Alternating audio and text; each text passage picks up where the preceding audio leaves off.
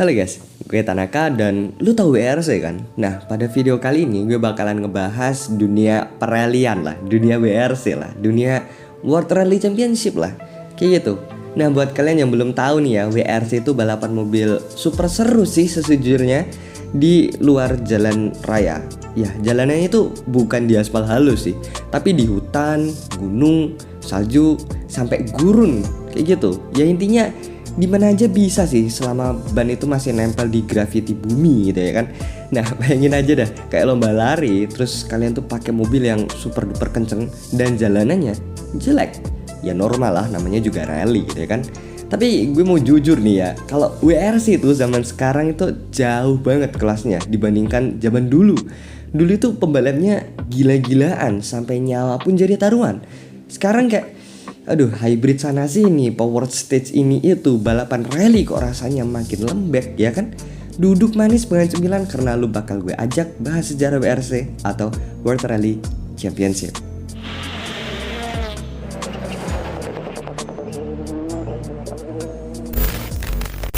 Nah, kita tuh flashback dulu ke tahun 1973 saat WRC pertama kali dilahirkan. Dulu itu kejuaraannya cuma buat pabrikan, yang intinya belum ada kategori pembalap. Baru di tahun 1979 ada juara pembalap pertama, Bjorn Waldegaard. Ya, di era mobil-mobil legendaris kayak Lancia Stratos dan Alpine A110.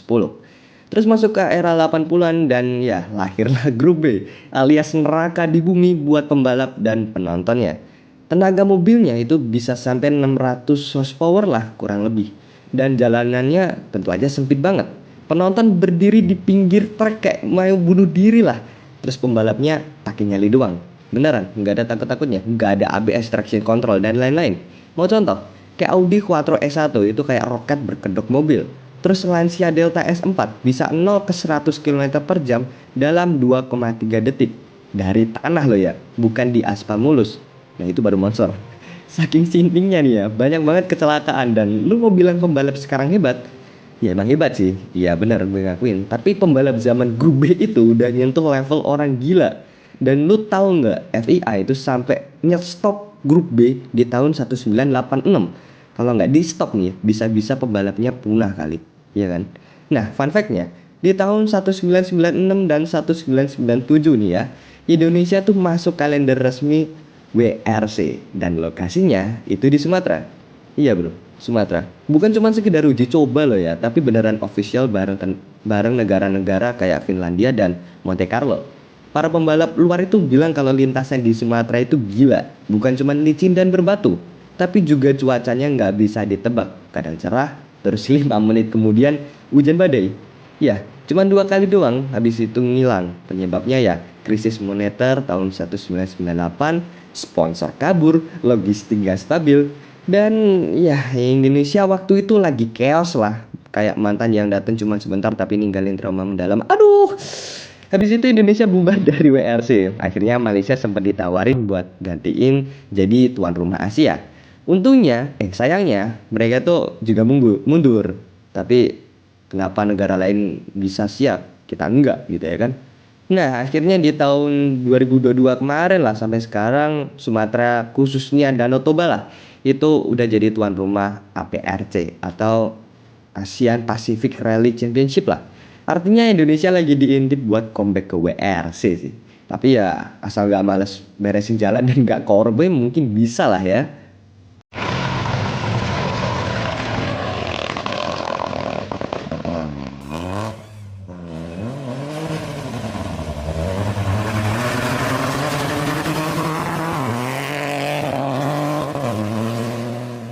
Nah, fun fact yang terakhir, penonton rally di Indonesia itu edun. Mulai dari bocah sampai emak-emak coy, nonton di pinggir jalan, di tengah hutan, sambil bawa bekal nasi bungkus coy. Gila, yang bikin lucu itu kadang jalur rallynya dipotong sapi nyebrang. Gila coy. Oke lanjut, setelah grup B bubar atau selesai gitu ya kan, kita masuk ke era baru di 90-an, yaitu grup A. Ya bisa dibilang di sini tuh mobilnya lebih masuk akal lah ya. Dan pabrikan Jepang kayak Toyota, Subaru, Mitsubishi itu bener-bener unjuk gigi coy. Lu pasti tahu kan kayak Subaru Impreza warna biru emas, ya itu ikonik banget. Dulu dikendarai pembalap legenda kayak Colin McRae, pembalap Skotlandia super berani dan super populer. Terus jangan lupain sama Tommy McKinnon, pembalap ya Finlandia yang juara 4 kali berturut-turut pakai Mitsubishi Lancer Evolution lah ya, jangan Lancer doang. Nah di era ini tuh rally tuh makin banyak penggemar, mobilnya keren-keren dan pembalapnya otomatis ya keren-keren. Pokoknya banyak cerita seru lah dan momen-momen klasik. Intinya ini tuh era emas dimana skill, nyali, dan mobil brutal itu jadi satu. Nggak kayak sekarang, kayak banyak komputer, terus peraturan alay. Dulu pembalapnya mandi lumpur aja nyantai coy, bukan kayak pembalap zaman now. Lihat debu dikit aja langsung ngeluh di Instagram, ada.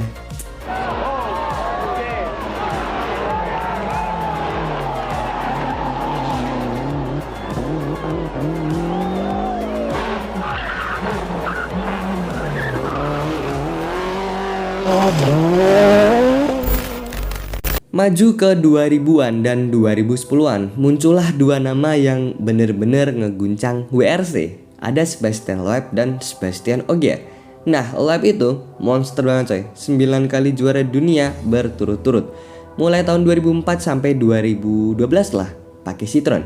Terus Ogier itu menyusul dominasi Loeb, menang 8 kali di 2013 sampai 2021, pakai VW, Ford, dan Toyota. Salut sih, mereka tuh jago banget. Tapi lama-lama bosen gak sih coy? Semua musim itu pasti mereka yang menang, kayak sinetron aja. Udah tahu akhir pastinya mereka yang angkat piala gitu kan. Nggak ada gregetnya bro. Mendingan nonton zaman dulu, siapa aja bisa menang. Hari ini McRae, besok Burns, lusa Sainz, gak ketebak lah. Dan itu baru seru. Ya kalau intinya ngomongin siapa good di 2000-an dan 2010-an di WRC ya pastinya Duan Sebastian ini tuh masuk list paling atas gitu ya kan. Dan jangan lupa, di era ini teknologi mobil juga makin canggih, mulai hybrid sampai ban Pirelli dan Hankook.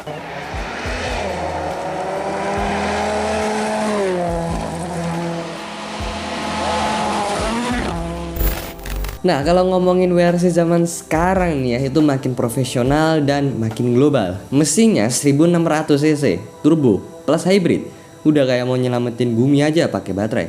Mau rally atau mau lomba hemat BBM nih. Nah satu musim ini biasanya ada 14 atau 13 lah, 13 sampai 14 seri di banyak negara. Ada rally di Monte Carlo yang licin dan beku. Terus rally di Safari Kenya yang jalannya hancur parah. Sampai rally di Finlandia yang banyak loncatan kayak roller coaster. Ya kayak gitu.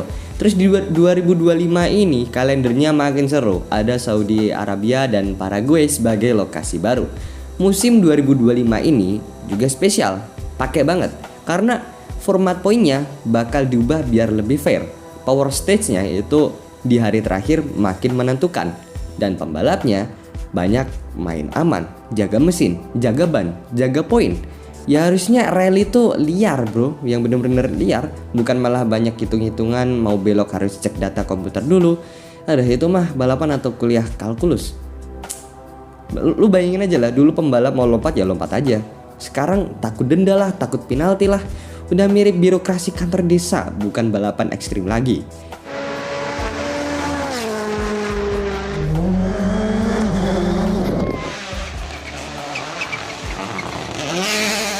Oke, jadi kenapa sih WRC itu seru banget buat diikutin? Ya kalau dulu itu soal skill dan nyali. Nggak pakai banyak komputer, nggak pakai banyak basa-basi. Balapan di hutan salju sampai jalan es cuman bermodal feeling dan skill.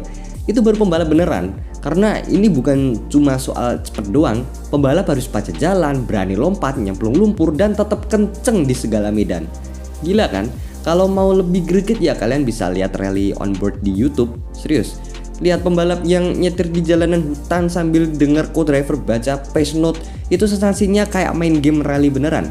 Dan jangan lupa, banyak banget komunitas WRC di luar sana. Kalau mau ngobrol soal rally, balapan, dan pembalap favorit, pasti ya banyak temennya gitu ya kan. Oke, mungkin itu aja cerita panjang lebar soal WRC. Dari sejarahnya, pembalapnya, sampai keseruan rally zaman sekarang. Ya walaupun garing sih, ya mau gimana. Ya begitulah. Gimana, masih mau belain WRC zaman sekarang atau lu setuju kalau rally zaman dulu jauh lebih sangar? Tulis di komentar. Mungkin gitu aja, terima kasih yang udah nonton. Jangan lupa like, comment, dan subscribe sebanyak-banyaknya agar channel ini tambah berkembang. Terima kasih dan selamat bertemu di konten selanjutnya.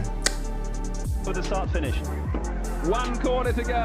Who's it to be to win the very first World Championship Rally Sprint in Britain here at Silverstone? McRae on the inside, going to take it.